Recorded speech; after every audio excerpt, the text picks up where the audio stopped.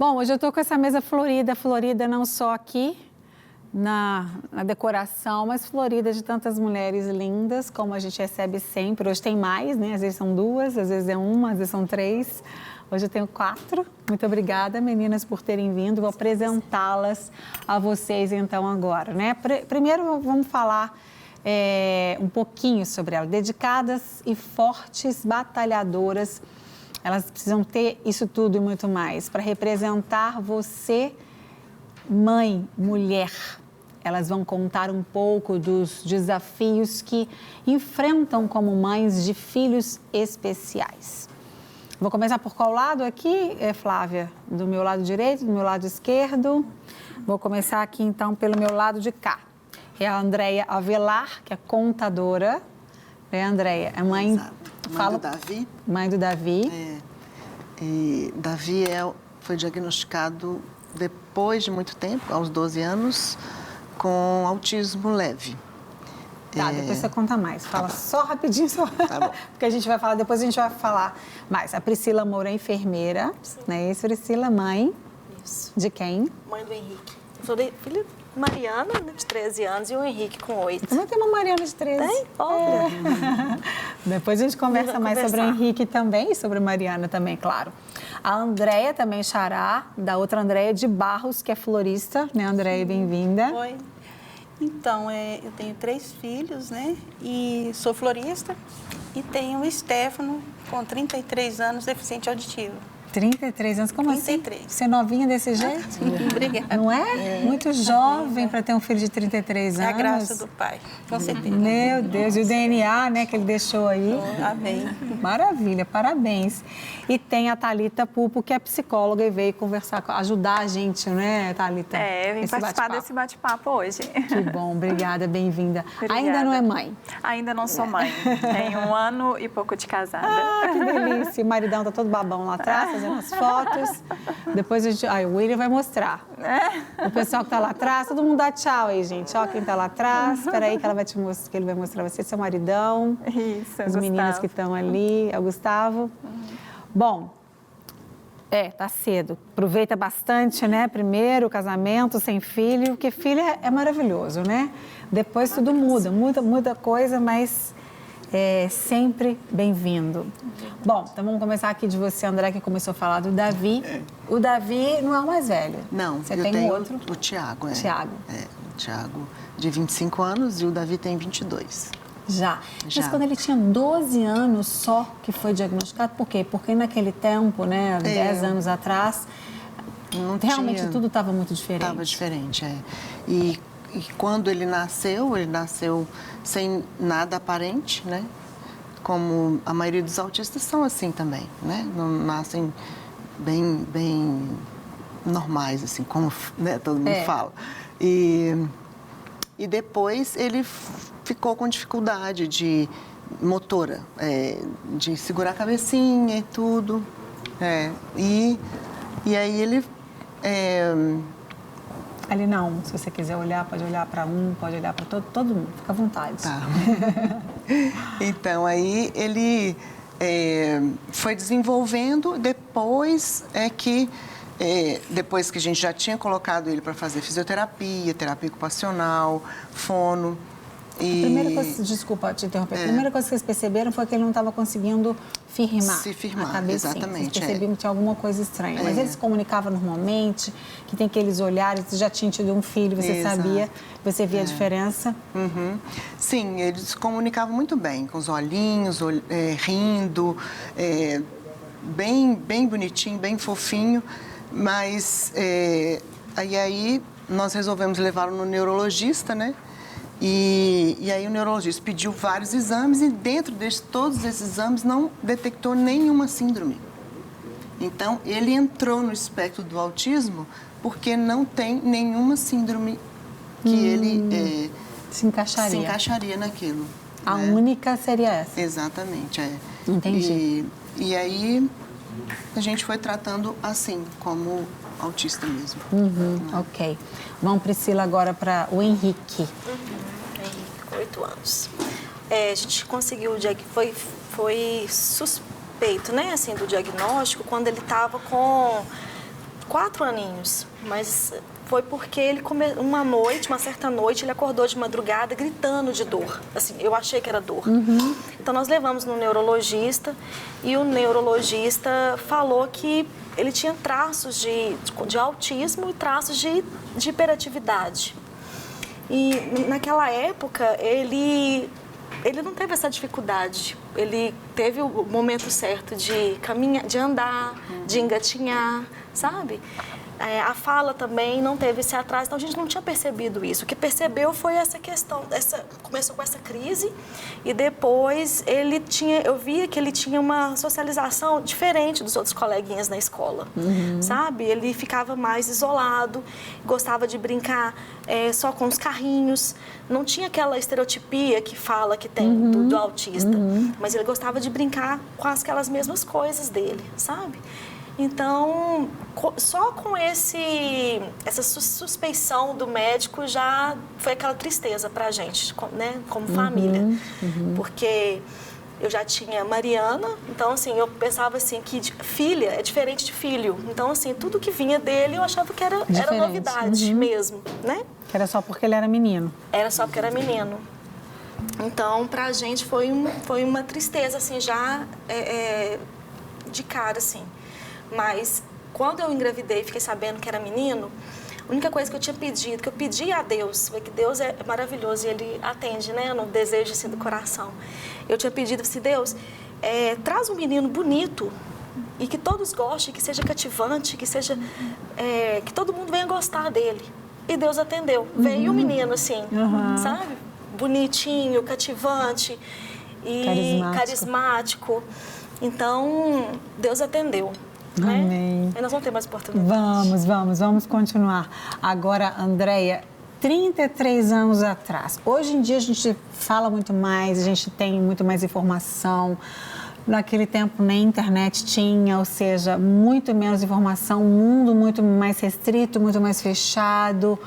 Como é que foi você descobrir? Ele nasceu deficiente auditivo e como é que vocês descobriram isso e como é que foi a reação de vocês? Bom, naquele tempo, realmente, as informações eram, assim, bem limitadas. E o Stefano, ele, depois de 6 meses que a gente descobriu, o vô dele que chegou a comentar, falou, esse menino fica muito quietinho, ele brincava muito sozinho, ele não reagia a barulhos. E aí ele falou, olha, eu acho que ele não escuta. Só que a gente fica assim, não é verdade, não é isso. A negação, né, Thalita? A gente não aceita, né? E aí a gente teve que levar realmente, de tanta insistência dele, ao médico, que fez os exames e constou que ele tinha deficiência auditiva profunda. Então é um choque, porque a gente não tem nem informação e nem preparo, assim, para enfrentar aquilo.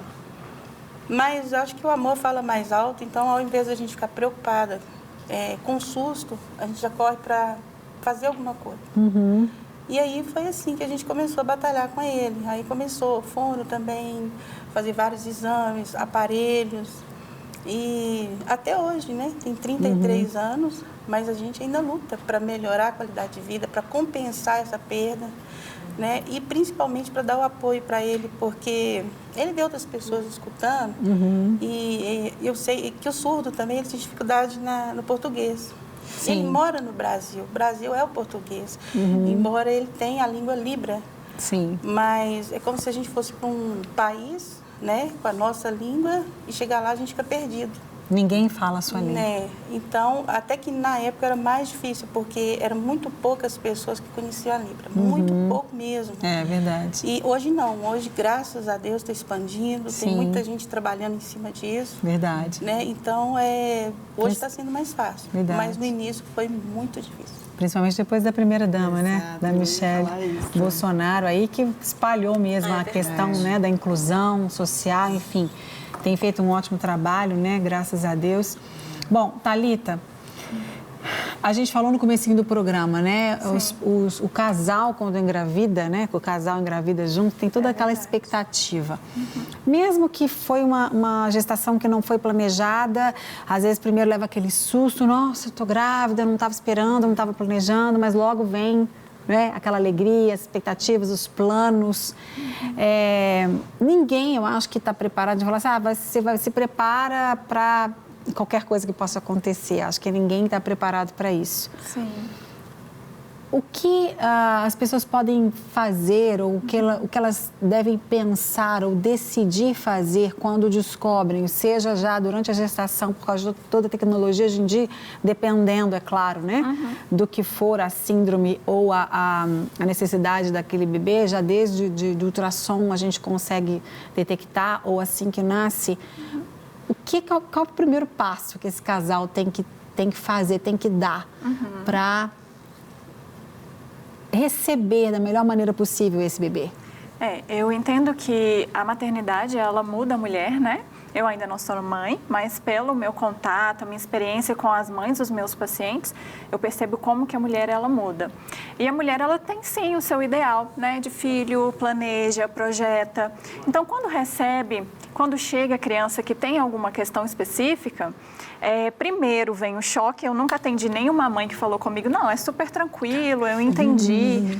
E aí depois tem as questões que precisa sim fazer para que a criança tenha o melhor acolhimento e desenvolver cada vez mais. Por exemplo, no caso dos autistas, né, a gente sabe que a intervenção precoce, que desde o começo começar com as terapias, vai auxiliar muito e ajuda muito. Então precisa começar a pesquisar sobre o que a criança tem, quais profissionais buscar, né? E muitas das vezes chega lá no consultório, as mães dizem, falando, e aí eu paro um pouquinho e falo assim, agora eu quero saber qual que é o seu sentimento.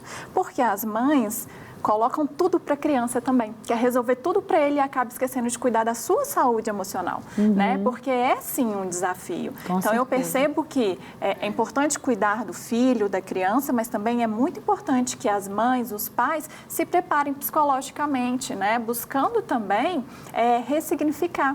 E essa palavra ressignificar é muito bonita, porque a gente pode usar ela em vários sentidos, em vários aspectos da nossa vida. E muitas vezes a gente vai ressignificar aquele filho que você queria que fosse de um jeito e que hoje ele, né, nasceu, e eu vejo o amor no olhar de cada uma delas aqui e das mães dos meus pacientes. Eu acho que é isso, o amor, ele cura mesmo, a gente precisa buscar, né? E a ajuda profissional, que é essencial.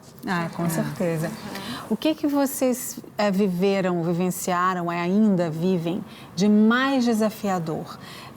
Os olhares dos outros, preconceito, estigmas, né? A falta de conhecimento das pessoas. A gente vê o Davi lá na igreja, né? A gente está acostumado com ele, é barulhento, às vezes ele faz barulho, ele bate palma, né? Na hora que não tem que bater. Então, a gente já está acostumado com ele. Eu vejo ele lá, eu estou lá embaixo e vejo ele lá em cima, lá o Davi. Mas são muitas questões, né? Vocês sentem que ainda tem muito a se conquistar, as pessoas ainda precisam aprender muito a lidar com o diferente? Eu acho que essa questão que você colocou é muito importante, porque normalmente a família que tem alguém especial, ela se sente solitária, porque ela não quer incomodar, então ela não vai em muitos lugares, né? E às vezes vai em algum lugar e incomoda mesmo. Porque quando está pequeno, fala, esse menino, a mãe não cuida direito, né? Ele não tem educação. E a gente fica arrasada. Porque a gente tenta fazer o máximo, mas às vezes ele gosta de alguma coisa, como você mesmo diz, o Davi, ele vai se expressar, rindo, levantando. Teve uma vez que o pastor Márcio estava lá falando e tal, ele gostou do que estava falando, levantou e falou, aleluia. E ele é grande, né? E aí foi que todo mundo olhando e tudo, mas é um ambiente que todo mundo gosta dele. Né? Ali todo mundo já acostumou. Já está muito acostumado com ele, exatamente. E tem lugares que não, que a gente realmente, os olhares, fila de aeroporto. Muitas pessoas já chegaram para mim e falaram assim, olha, você não pode ficar nessa fila. Aí eu falei, não, mas nós estamos amparados pela lei, eu posso ficar assim. Aí a pessoa tem que sair e tudo, e a gente se sente assim, né, constrangidos. Né? Mas eu quero prezar muito por isso, pelo amor de Deus e na igreja, sabe? A Igreja Batista da Lagoinha, que eu vou, né? São pessoas, assim, maravilhosas, porque não tem ninguém ali que chegue e tem um olhar diferente para o Davi, sabe? É um acolhimento muito bom, conselhos, muitas palestras que a gente pode ter ali, né? Eu já participei de algumas, Clínica da Alma. Tem obra-prima, né? Obra-prima. Que é um ministério que a igreja tem, É um que ministério ajuda que a igreja, mães exato. com filhos assim. Você E- trabalha lá? Então, eu acho muito importante a pessoa que precisa disso, que tem uma criança especial, que ela busque a Jesus. Porque sem Ele a gente não consegue fazer tudo. É verdade. A gente não consegue rir, a gente não consegue fazer nada. É verdade. Eu não preciso falar na ordem, não. Vocês Eu podem ficar à vejo vontade. que, igual você está falando sobre os desafios, o que é mais, né? Se é as pessoas, se é na escola, se é, né? Eu penso que vocês têm mais tempo, né, de caminhada aí. Eu acho que é um misto de todas essas áreas, né? O meio que a gente está é muito importante, né? Igual você está falando aí. Eu também sou muito acolhida também lá na igreja, sabe? Muito acolhida no Ministério do Kids, lá da igreja. Tanto é assim que o Henrique vai, sabe? E as meninas, a Marina, eu devo muito a Marina lá do Ministério do Kids, a pastora Tati, o pastor Michel, que eles também acolheram, abraçam o Henrique e abraçam a Mariana também, sabe? E um outro desafio, falando disso, é a questão do outro filho também. Isso. Porque a gente, como mãe, a gente tem o mesmo amor por todos os filhos. A gente sabe que um demanda mais. Verdade. Então, eu pessoalmente, eu passo por esses momentos, esses conflitos, sabe? Porque, assim, um demanda mais, mas eu sei que o outro também precisa de carinho e atenção. E, às vezes, como um demanda mais, será que eu estou sendo carinhosa o bastante, o suficiente? Estou suprindo, né, as demandas do outro filho também? É verdade. Não é? Isso aí eu acho que também é um desafio. É um desafio muito desafiador. muito grande, Você tem outro filho, outros filhos? Tenho mais Andréia? dois. O Stephen é mais velho, né? E tem mais dois. E também já sou avó também. Ah, pois é, tá vendo, João? Então, como foi falado aqui, a minha família é estendida também na igreja. Também tem muito apoio. Tem o Ministério Fatah, que eu falo que a minha família, né? A Núbia, que é a pastora, é a segunda mãe do meu filho. Gracinha. Então, assim, a gente não se sente só. É um apoio, é uma força, você sabe que você pode contar. E, então, assim, são pessoas que estão envolvidas no mesmo, como fala, a gente não se sente só, não tem como. Sim. Mas no início eu não tinha nada disso. É então a verdade. gente caminhou assim, engatinhando, com muita dificuldade. Mas hoje é bem mais confortável. Mas não são todos os surdos, né? Que têm acesso, que. É então, verdade. assim, eu imagino que o apoio que a gente está tendo não são todos. Então, eu creio que tem muita gente, muita dificuldade. É bom procurar um grupo, né? Uma comunidade, um grupo terapêutico, um grupo com quem você se identifica, fala a mesma língua, né? A gente está indo para o intervalo, vamos só deixar a Thalita arrematar essa parte aqui para a gente ir para o intervalo, Thalita. Sim, eu percebo e vejo também que a sociedade realmente ela não está preparada para lidar com algumas questões. Eu percebo isso no meu dia a dia. As mães às vezes chegam assim fadigadas, né? E aí, calma, respira. Eu sei que é difícil mesmo, é muito complicado lidar com as situações que às vezes para mães que têm crianças que não têm problemas são situações super tranquilas, como por exemplo ir ao supermercado, né? Que para as mães que não têm nenhum tipo de dificuldade, alguma questão com a criança é normal. Vai, faz as compras, mas, por exemplo, para quem tem um filho especial ou com autismo, já fica mais difícil as atividades do dia a dia. Precisa ter um olhar diferenciado, precisa auxiliar, precisa ajudar, né? E aí os pais lidam com muitas questões psicológicas, inclusive a frustração. Porque às vezes está lá no elevador, vamos imaginar, e aí tem uma criança com autismo, e aí chega alguém de fora, ai que lindo, qual que é o seu nome? E ele ainda não é verbal, ele ainda não se comunica verbalmente. E a mãe, o nome dele é... Então, assim, eles me passam muito isso também. E a gente tem que entender que cada criança, ela é única. E a comunicação, ela não é somente verbal, né? Existem coisas práticas e dicas que podem ajudar as mães com as crianças autistas a se comunicarem também, para que eles consigam entender ali aonde que eles estão inseridos e que os outros também possam entender isso, né? Verdade. E é muito importante que a gente trabalhe essas questões. Isso, ótimo. Muito bom, amores, a gente vai para o intervalo, depois a gente volta. Antes do intervalo, a gente vai para o intervalo com a música, né? Isabela e o Milton aqui na música. E depois do intervalo a gente vai para a cozinha aprender a nossa receita de hoje. A gente vai bater mais papo, tem palavra, tudo isso daqui a pouquinho. Até já. Eu te agradeço por toda a graça que me deu, todo o amor que ofereceu, sem eu merecer. Eu te agradeço, pois sei que um dia me escolheu, entregou tudo que era seu e me fez viver. Eu te agradeço por toda a graça que me deu.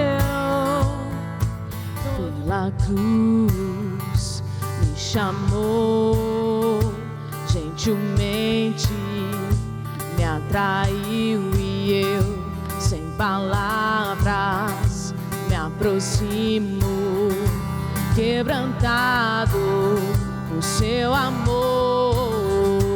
Pela cruz me chamou, gentilmente. Isso, ao som dessa linda canção, na voz da Isabela, no violão da Isabela e no cajão do Milton, que a gente volta do intervalo muito rápido, não falei que era rápido?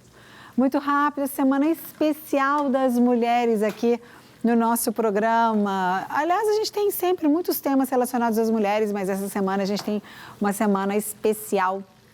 E eu espero que você tenha ficado todos os programas juntinho comigo, que você tenha aprendido muito, esteja ainda aprendendo a olhar um pouco mais para o outro. Às vezes não é a sua realidade, mas você vê uma outra história, uma outra vida, uma outra realidade daquela mulher, não é, daquela família. E é muito bom a gente ter essa empatia, se colocar no lugar do outro, a gente se identificar ou a gente realmente imaginar como é a vida do outro. Às vezes tão diferente da nossa, não é?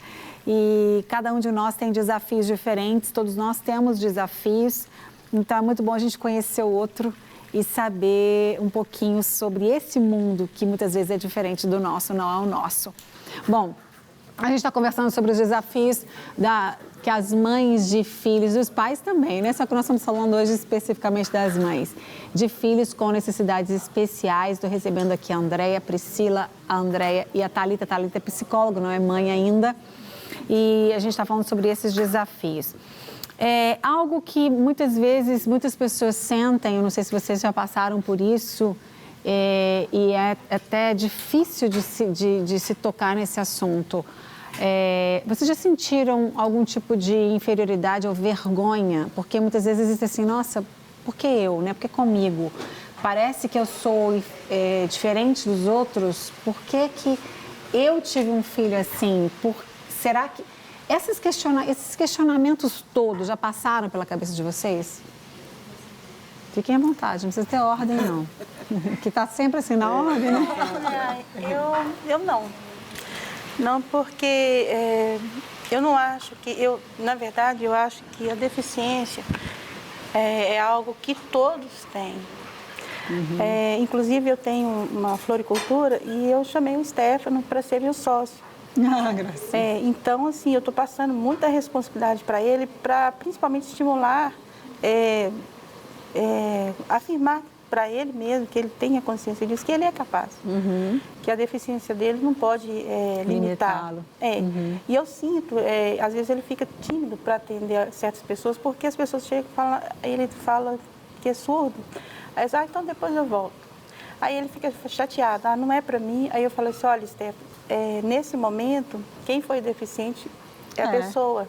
Com certeza. Então, você não é o deficiente. Ela também tem uma deficiência de compreensão, de querer falar a sua língua. Afinal de contas, a comunicação, ela não precisa ser exatamente somente com a verbal, fala. claro. Verbal. Com certeza. Então, para mim, todos têm deficiência. É verdade. Algumas são, assim, como os nossos filhos, né? É mais fácil de ver, Visíveis, perceber. né? É verdade, com certeza.